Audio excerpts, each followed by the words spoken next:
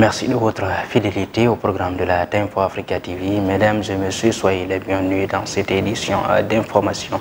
Au sommaire, promotion du tourisme intérieur, les autorités incitent les Sénégalais à découvrir leur pays. Face à la baisse des cas de Covid-19, le secteur s'impose comme une véritable locomotive de l'économie du pays. 8e édition de la journée nationale de l'élevage à Tambacounda, le président Macky Sall face aux éleveurs souligne que le potentiel existe, mais le vrai défi reste une exploitation exhaustive de toute la chaîne de la valeur. Enfin, Association des maires du Sénégal, fraîchement investi, le nouveau président Oumar Ba s'engage à s'inscrire dans la continuité, vous l'entendrez dans ce journal. Les pages internationales et sportives avec un numéro spécial, le roi Pelé, vont clôturer ce journal. Bonsoir et bienvenue à tous. Le secteur du tourisme a été durement frappé par la crise sanitaire aujourd'hui. Face à la baisse des cas de Covid-19 dans le monde, l'activité est en train de reprendre, et particulièrement au Sénégal, ainsi comme pour toutes les journées de la 30e foire internationale de Dakar, FIDAK 2022, qui prendra d'ailleurs fin ce 31 décembre. La journée d'hier a été dédiée au secteur du tourisme. Nous suivons le directeur général de l'ASPT. Après une séquence difficile de l'une des crises les plus graves de l'histoire de ce secteur, le tourisme, que vous connaissez tous, la crise de la Covid-19, le secteur du tourisme, comme l'a précisé l'autorité, monsieur le secrétaire général Bassirou Ndiaye, reprend du poil de la bête, et en particulier à partir de ses fondements au niveau du tourisme interne. Si nous avons pu encadrer ce secteur, c'est grâce à la vision et aux orientations de son Excellence, Monsieur le Président de la République, qui a d'abord accompagné le secteur dans la période de crise. Ce n'est pas moins de 77 milliards qui ont été consacrés pour accompagner le secteur dans son ensemble et lui permettre de traverser l'une des crises les plus difficiles de l'histoire du secteur du tourisme. Mais les orientations de son Excellence le Président de la République allaient aussi dans le sens d'appuyer et de développer le tourisme interne. Et c'est tout le sens de l'initiative qui a été validée par les autorités de tutelle et par le secteur privé, qui s'appelle donc l'initiative Tamou Sénégal. Tamou Sénégal a été un vaste mouvement, une vaste initiative de communication multisectorielle, multi-support, multicanal, qui a permis de toucher le cœur des Sénégalais quant à la nécessité de porter le regard du voyage, le regard du tourisme sur le Sénégal et sur ses attraits internes partout à l'échelle du territoire. Éducation à présent dans ce journal et toujours à la FIDAK 2022. La promotion de l'enseignement des sciences était au centre d'une journée à la FIDAK. Les acteurs de l'éducation s'engagent à équiper les centres de formation pour faciliter davantage l'apprentissage aux jeunes. Abdoulaye Sy, directeur des équipements scolaires, et Pape Kandji, le président de l'enseignement à moyen secondaire. Nous travaillons quand même à faire relever quand même le niveau des sciences au niveau des écoles. Pour cela, quand même, il faudra équiper nécessairement les laboratoires pour les élèves, pour qu'ils puissent faire des expériences en sciences de la terre et de la vie, en SVT, aussi en physique et en chimie, et certainement aussi en mécanique et en électricité. Donc c'est important. Pour cela, il y a des initiatives qui ont été déjà faites et nous sommes en train de les mettre en œuvre, c'est-à-dire l'acquisition de chariots mobiles, des chariots mobiles où il y a tout le matériel là-dedans, tout ce qui est comme expérience que les élèves peuvent utiliser avec les enseignants au niveau des laboratoires. Donc nous sommes en train de lutter quand même pour pouvoir promouvoir ce matériel au niveau des différents lycées et des collèges au niveau du Sénégal. Au niveau de la direction de l'enseignement moyen secondaire, nous avons la chance de porter une politique de promotion des mathématiques, des sciences, l'entrepreneuriat et la technologie. Et là, et dans ce cadre-là que nous sommes en train d'élaborer la stratégie nationale. Ça, vous conviendrez avec moi que c'est une orientation, une directive présidentielle. Le document est très en avant. On a même un draft que nous allons proposer à l'autorité pour une validation institutionnelle. À côté de cela, nous sommes aussi en train d'élaborer ce qu'on appelle un modèle organisationnel des LINEC. Les LINEC, c'est quoi? ce sont les lycées d'intégration nationale d'équité et de qualité avec un accent particulier sur les sciences et l'équité. Pourquoi l'équité? On ne voudrait pas recopier ce qui s'est fait à Diourbel. Prendre les meilleurs des élèves, les mettre dans un établissement. Cette fois-ci, nous voulons qu'au niveau de ces LINEC, un à Sédhiou, un à Kaffrine, que toutes les académies soient représentées.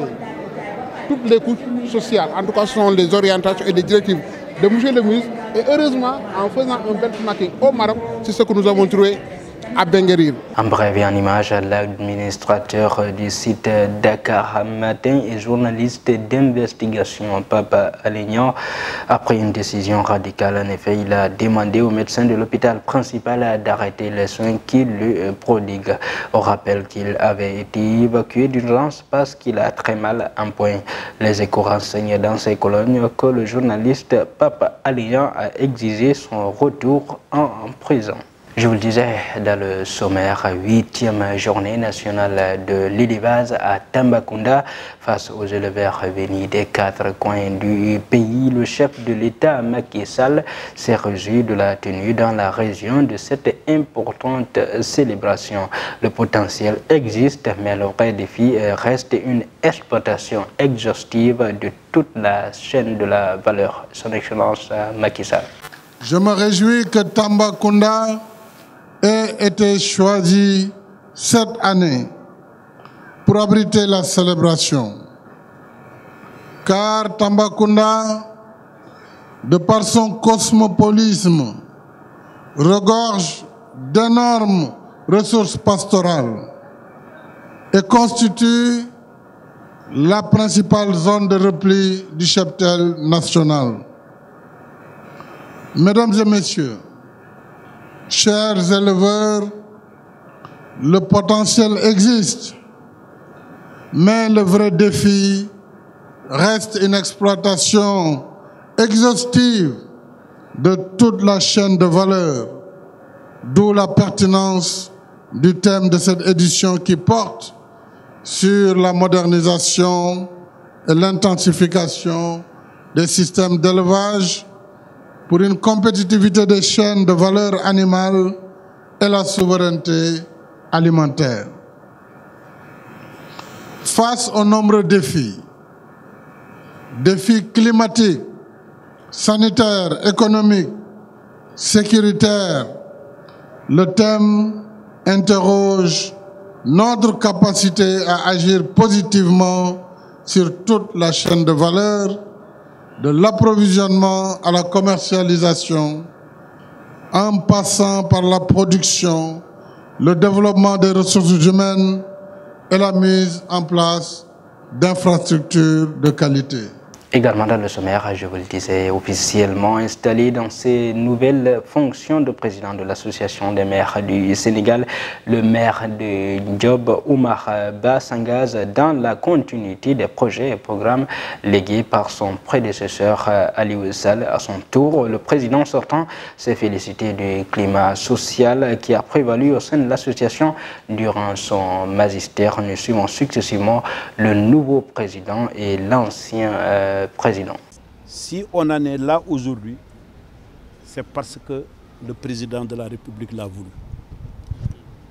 Et s'il y a quelque chose qui me pèse réellement, c'est cette confiance que le président a encore portée sur notre personne.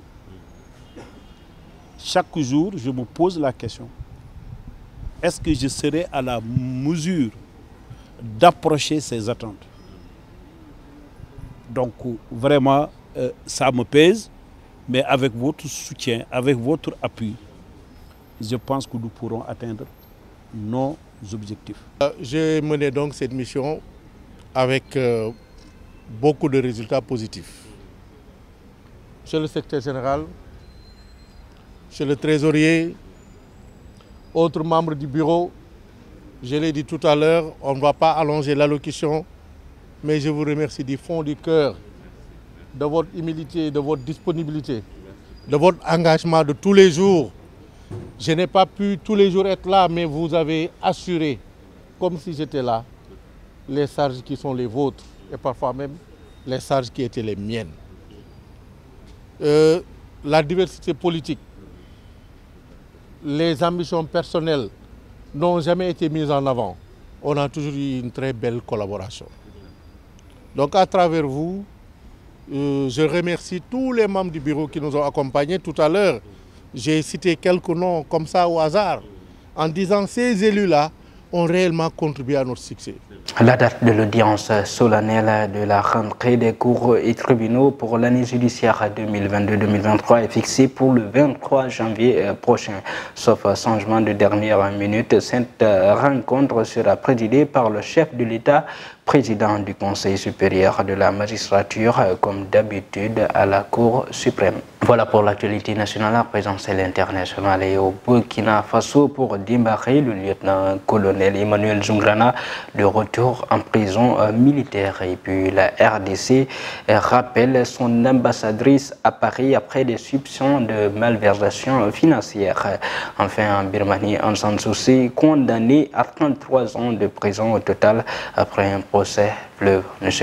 Le lieutenant-colonel Emmanuel Zoungrana retourne en prison après avoir été présenté une nouvelle fois ce jeudi 29 décembre au procureur du tribunal militaire. Ce dernier a délivré le même jour un mandat de dépôt contre lui dans l'affaire d'allégation de complot contre la sûreté de l'État. Il soupçonne l'officier supérieur de faire partie d'un plan pour renverser l'actuel dirigeant burkinabé, le capitaine Ibrahim Traoré, et prendre sa place à la tête du pays. Après 2 nuits passées dans un campement de la gendarmerie, le lieutenant-colonel Emmanuel Zoungrana est retourné ce jeudi en cellule à la mi-journée. Le parquet a notifié son transfert à la maison d'arrêt et de correction des armées Maka, d'après membres de sa famille, où il a été déposé dans la journée. Et puis l'ambassadrice de la République démocratique du Congo en France, Isabelle Sombé, a été rappelée ce 29 décembre à Kinshasa par son ministre de tutelle Christophe Lutundula, soupçonné de malversation financière. Plusieurs millions de dollars auraient été chiffonnés ou détournés avant et durant sa gestion. Des faits décelés à l'issue d'une mission de contrôle effectuée en octobre à Paris. Les proches de l'accusé dénoncent un mépris du ministère qui entretiendrait des relations tendues avec elle. Enfin, la dirigeante birmane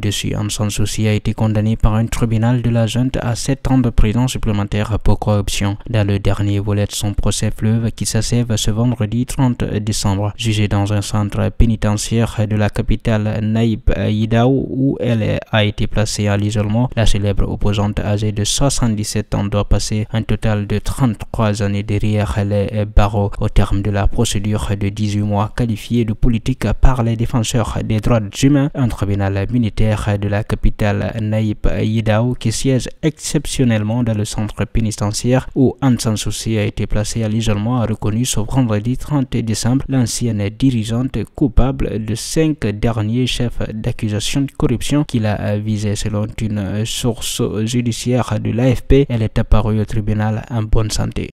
À présent, place à la page sportive. Sadio Mané rend hommage au roi Pelé, pour toujours légende.